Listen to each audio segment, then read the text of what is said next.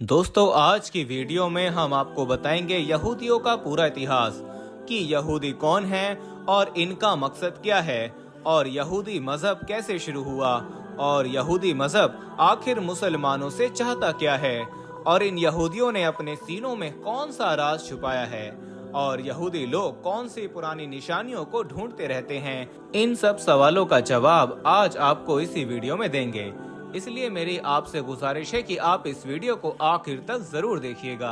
दोस्तों, दरअसल यहूदी एक ऐसी बुरी कौम रही है कि जिन्होंने हजारों साल अपनी जिंदगी अल्लाह ताला की नाफरमानी में गुजारी है।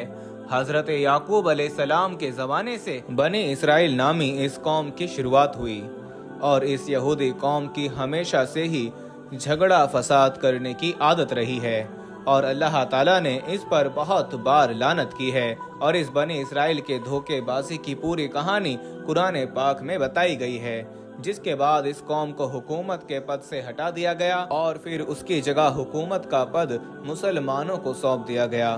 दुनिया भर की कौमों में यहूदी एक ऐसी कौम है जिसको अल्लाह ताला ने सबसे बड़ा मुजरिम ठहराया है। कुरान शरीफ को गौर से समझने पर यहूदियों का जो जुर्म खुलकर हमारे सामने आता है, आज आपको इस वीडियो में खुद ब खुद मालूम पड़ जाएगा। दोस्तों, ये कौम हमेशा वादे के खिलाफ काम करती थी। आखिरकार तूर पहाड़ को उठाकर इनके सरों पर लटकाया गया, लेकिन इसके बावजूद भी इनके वादा तोड़ने का सिलसिला चलता रहा और वो लोग कुरान की आयत को बेचकर अपने गाने बजाने का शौक पूरा करते दोस्तों, वीडियो में आगे बढ़ने से पहले हम आपको यही बताना चाहते हैं कि शुगर एक ऐसी बीमारी है जो आजकल ज्यादातर लोगों में देखी जा रही है। इसलिए हम आपके लिए अफ्रीका की जड़ी बूटियों से बनी एक ऐसी दवाई लेकर आए हैं जिससे आपकी शुगर की बीमारी बिल्कुल जड़ से खत्म हो जाएगी। मर्दाना कमजोरी और धात के मरीजों के लिए भी हमारे पास बहुत ही कामयाब दवाई मौजूद है, जिसको अगर आप एक बार इस्तेमाल कर लोगे तो इंशाल्लाह अपनी दुआओं में हमेशा याद रखोगे। सिर्फ एक ही महीने ये दवाई खानी होती है। इस नंबर पर एड्रेस व्हाट्सएप करके आप दवाई ऑर्डर कर सकते हैं या फिर आप कॉल करके अपना ऑर्डर लिखवा सकते हैं। दूसरों को नेकी करने को कहते थे लेकिन खुद नहीं करते थे। और मेरे दोस्तों, इनको फिरौनियों के जुल्म से बचाने और समुंदर में रास्ता दिए जाने के बावजूद भी ये लोग अल्लाह ताला की नाफरमानी करते रहे। और जब मूसा अलैहिस्सलाम तूर पहाड़ पर जाकर अल्लाह ताला से बातचीत करते तो इस बीच इस कौम के लोग बिछड़े की पूजा करने में लग जाते। उनकी इस हरकत को देखकर अल्लाह ताला ने मूसा अलैहिस्सलाम के जरिए हुक्म दिया कि गाय को ज़िबा करो, तो ये लोग सुनकर हैरान हो गए और उन लोगों ने मूसा अलैहिस्सलाम से कहा कि आप जाइए और अल्लाह ताला का सही हुक्म लेकर आइए। और इस तरह लोगों ने 5 बार मूसा अलैहिस्सलाम को तूर पहाड़ पर भेजा, सिर्फ इसलिए क्योंकि वो लोग गाय को ज़िबा करने से बचना चाहते थे और वो लोग खुलेआम कहते थे कि वो अपनी आंखों से देखे बगैर अल्लाह पर ईमान नहीं लाएंगे। खैर दोस्तों, अल्लाह ताला ने जब उन्हें बगैर मेहनत किए आसमान से खाना भिजवाना शुरू किया तो इन लोगों ने जिद करके उसको बंद करवाया और उन्होंने हजरत मूसा अलैहिस्सलाम से कहा कि उनके लिए खाने पीने का इंतजाम जैसे कि अनाज, सब्जियां, फल वगैरह जमीन में ही उगा दिया जाए। जबकि दोस्तों, रेगिस्तान की कड़क धूप से बचने के लिए भी अल्लाह ताला की तरफ से इन पर बादलों का साया किया गया। लेकिन इतना सब कुछ मिलने के बावजूद ये लोग अल्लाह ताला के सामने नहीं झुके। फिर अल्लाह ताला ने इन्हें बस्ती में दाखिल होते वक्त माफी मांगने का भी हुक्म दिया। हालांकि इस हुक्म को मानने में किसी तरह की कोई परेशानी नहीं थी, लेकिन पता नहीं इस कौम ने क्यों अल्लाह तबारक व ताला का हुक्म नहीं माना, जबकि अल्लाह ताला ने अपनी रहमत से इन बस्ती में 12 कबीलों के लिए अलग अलग 12 पानी के चश्मे पैदा कर दिए ताकि इन लोगों के बीच पानी को लेकर कभी झगड़ा ना हो। मगर इस एहसान के बावजूद भी वो लोग अल्लाह ताला के तमाम नबियों की बुराइयां करते रहे। आसमान से भेजे गए पैगंबरों को कत्ल करने और उन्हें फांसी पर लटकाने से भी बाज नहीं आते थे और इन्होंने ही हजरत याहिया अलैहिस्सलाम को कत्ल करवा दिया था और हजरत ईसा अलैहिस्सलाम को सलीब पर लटकाने का प्लान भी इन्हीं लोगों ने बनाया था। ये कहते थे कि पैगंबर सिर्फ बनी इसराइल के लोगों में से ही हो सकता है, इसलिए वो बनी इस्माइल के पैगंबर हजरत मोहम्मद मुस्तफ़ा सल्लल्लाहु अलैहि वसल्लम पर ईमान नहीं लाए और हजरत जिब्रील अलैहिस्सलाम को एक नंबर का दुश्मन मानते थे।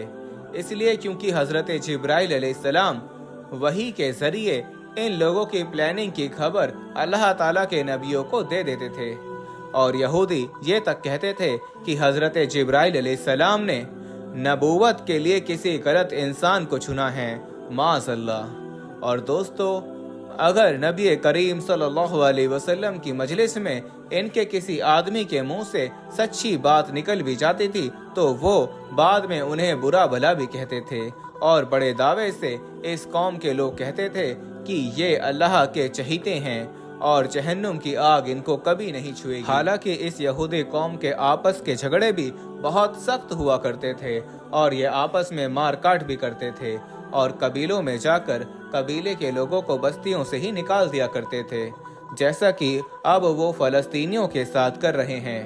मोहम्मद मुस्तफ़ा सल्लल्लाहु अलैहि वसल्लम के आने से पहले ये लोग एक नबी के आने की बात किया करते थे और मदीना वालों से कहा करते थे कि इस नबी को आने दो, हम तुमसे निपट लेंगे।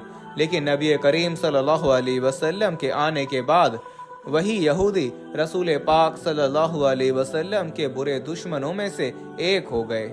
और तो और ये लोग जादू भी सीखते और सिखाते थे और इसी जादू से मियाँ बीवी के बीच झगड़े फसाद करवा देते थे और इस जादू को हजरत सुलेमान अलैहिस्सलाम से भी जोड़ देते थे। हालांकि कुरान पाक में मौजूद है कि हजरत सुलेमान अलैहिस्सलाम का दूर दूर तक जादू से कोई मतलब नहीं है, कोई ताल्लुक नहीं है। नबी करीम सल्लल्लाहु अलैहि वसल्लम पर भी इन यहूदियों ने एक बार जादू किया था और इसके अलावा एक बार हुजूर अकरम सल्लल्लाहु अलैहि वसल्लम को चट्टानों के जरिए जख्मी करने की भी कोशिश की थी और अल्लाह ताला के पैगंबर हजरत सुलेमान अलैहिस्सलाम को भी वो नबी नहीं मानते थे बल्कि एक बादशाह समझते थे, माज़अल्लाह। और अपने पैगंबरों और नबी करीम सल्लल्लाहु अलैहि वसल्लम से ये लोग खुरेद कर सवाल किया करते थे और अपने साथ साथ मुसलमानों को भी ये काम करने के लिए उकसाते थे। लोगों को हमेशा सच्चाई के रास्ते से, हक के रास्ते से, अल्लाह ताला के रास्ते से रोकते थे और लोगों का माल नाजायज तरीके से खा जाते थे। इन्होंने इस जमीन पर 2 बार बहुत बड़ा झगड़ा फसाद किया है और तो और दूसरों की बीवियों को ताक झांक करने और उनसे खुद अपनी बेटियों और बहनों के साथ बदकारी, जिनाकारी करने का इल्जाम भी लगाते थे और ऐसा बेकार काम करने में ये जरा सी भी शर्म महसूस नहीं करते थे। जब हजरत मूसा अलैहिस्सलाम ने यहूदियों को फलस्तीन के हुक्मरान के खिलाफ जंग करने का हुक्म दिया तो इन यहूदी कौम के लोगों ने ही कहा था कि ए मूसा, हम वहाँ हरगिज नहीं जाएंगे, वहाँ पर आप जाएं और आपका रब जाए, हम नहीं जाएंगे, हम तो फिलहाल यहीं पर बैठे रहेंगे। इसका जिक्र सूरह मुआइदा के आयत नंबर 24 में मौजूद है और कुरान पाक में एक और जगह है, और इनमें से कुछ लोग ऐसे हैं जो कि किताब पढ़ते हैं और जबान का उलटफेर इस तरह से करते हैं कि तुम समझो कि जो वो पढ़ रहे हैं कि वो किताब ही की इबारत है। और ये सूरह आले इमरान की आयत नंबर 78 में मौजूद है। और एक जगह कुरान पाक में है कि इन यहूदियों की गुस्ताखी इतनी ज्यादा थी कि वो ये भी कहते थे कि माज़अल्लाह, अल्लाह फकीर है और हम अमीर हैं, नाउज़ुबिल्लाह। सूरह आले इमरान आयत नंबर 181। और एक जगह कुरान पाक में मौजूद है, और नाउज़ुबिल्लाह ये कहते थे कि ये जानवर और ये खेत महफूज हैं, इन्हें सिर्फ वही लोग खा सकते हैं जिन्हें हम खिलाना चाहते हैं। कुरान मजीद की सूरह अनाम आयत नंबर 138 में मौजूद है। कुरान पाक में एक जगह और ये है, इनमें से एक जमात ये कहती थी कि नबी करीम सल्लल्लाहु अलैहि वसल्लम पर जो कुछ भी नाजिल हुआ है उस पर सुबह ईमान लाओ और शाम को इनकार कर दो, माज़अल्लाह। सूरह आले इमरान आयत नंबर 72 में मौजूद है। दोस्तों, एक ज़माना था कि ये कौम अल्लाह ताला की सबसे पसंदीदा कौम थी, लेकिन इनके अपने घिनौने कामों की वजह से अल्लाह ताला ने इनको हुकूमत के पद से हटा दिया। और मेरे दोस्तों, यहूदी क्योंकि कुरान पाक को नहीं मानते, इसलिए इन्हें पता नहीं है कि हम अल्लाह ताला की बारगाह से ठुकराए हुए हैं और ये अपने आप को आज भी अल्लाह ताला के नज़दीक पसंदीदा समझते हैं। और वो लोग ये भी कहते हैं कि हम अल्लाह ताला के नज़दीक अल्लाह ताला की सबसे पसंदीदा और चहीती कौम हैं। और मेरे दोस्तों, اللہ تعالیٰ نے اس قوم کو بہت سارے نام سے نوازا ہے، انہی میں سے ایک تابوت سکینہ بھی ہے۔ تابوت سکینہ کیا ہے، اس پر بھی ہم پوری ڈیٹیل ویڈیو آگے انشاءاللہ لے کر آئیں گے۔ تو فی الحال کی اس ویڈیو میں اتنا ہی، ملیں گے ایک اور نئی اور ہسٹوریکل ڈیٹیل ویڈیو کے ساتھ۔ تب تک کے لیے آپ اپنا اور اپنوں کا بہت زیادہ خیال رکھیے۔